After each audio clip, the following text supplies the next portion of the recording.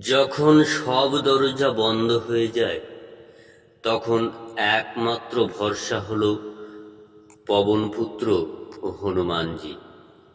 আসুন সুন্দর একটি গল্পের মাধ্যমে আমরা জেনে নেব কিভাবে সমস্যা থেকে মুক্তি পাওয়া যায়, কিভাবে আর্থিক সমস্যা মেটানো যায়, কিভাবে শক্তি পাওয়া যায়, কিভাবে সাহস পাওয়া যায়। আসুন এই গল্পের মাধ্যমে আমরা জানব। পৌরাণিক একটি ছোট্ট গল্প আপনাদের সামনে তুলে ধরব। এই পৃথিবীতে এমন অনেক সময় আসে যখন মানুষ পরিশ্রম করে কিন্তু ফল পায় না। চারিদিকে শুধু দেনা, চিন্তা আর হতাশা। আজ আমি আপনাদের শোনাবো এমন এক মানুষের গল্প যার জীবনে সব কিছু আটকে গিয়েছিল, আবার তার সব কিছু ফিরেও এসেছিল। হনুমানজির ভক্তি তাকে পথ দেখিয়েছিলেন। এক দরিদ্র ব্যক্তি একটি গ্রামে বাস করত।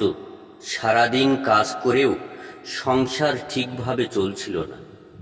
কখনো অসুখ, কখনো কাজ বন্ধ, কখনো ধার। প্রতিদিন রাতে সে ভাবত, আমি কি কোনো ভুল করছি, নাকি ভাগ্যই আমার বিরুদ্ধে। একদিন এমন অবস্থা হলো যে ঘরে চাল নেই, মুখে হাসি নেই। সেই রাতে সে মায়ের বলা কথা মনে করল। সব শেষ হলে হনুমানের নাম নেই। সে জানত না এতে টাকা আসবে কিনা, কিন্তু মনটা শান্ত করার জন্য সে প্রথমবার মন দিয়ে প্রার্থনা করল। প্রতিদিন ভোরে উঠে সে হনুমানের ছবির সামনে বসত। কোনো চাওয়া নয়, শুধু বলতো, হে হনুমান, আমাকে শক্তি দিন ভেঙে না পড়ার। ধীরে ধীরে তার ভেতরের ভয় কমতে লাগলো, মনটা স্থির হতে লাগলো। এই মন্ত্র সাহস দেয়, মনকে স্থির করে আর কাজ করার শক্তি বাড়ায়। আমার সাথে সাথে বলুন, ভক্তি ও বিশ্বাস নিয়ে, ওং নম ভগবতী বাসুদেবায়, ওং নম ভগবতী হনুমতে নম, ওং নম ভগবতী হনুমতে নম, ওং নম ভগবতী হনুমতে নম। একদিন হঠাৎ একটা ছোট কাজের সুযোগ আসে।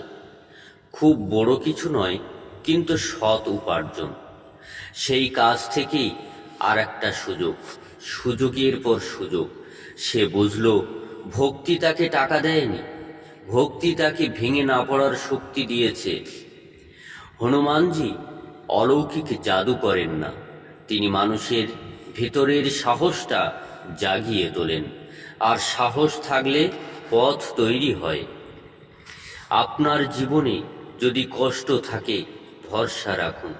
বিশ্বাস থাকলে কমেন্টে লিখুন, জয় শ্রী হনুমান।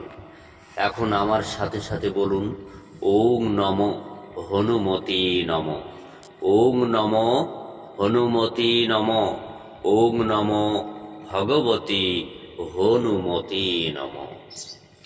এই মন্ত্রটি আমার সাথে সাথে বলুন, ওং নম ভগবতী হনুমতে নম, ওং নম ভগবতী হনুমতে নম, ওং নম ভগবতী হনুমতে নম,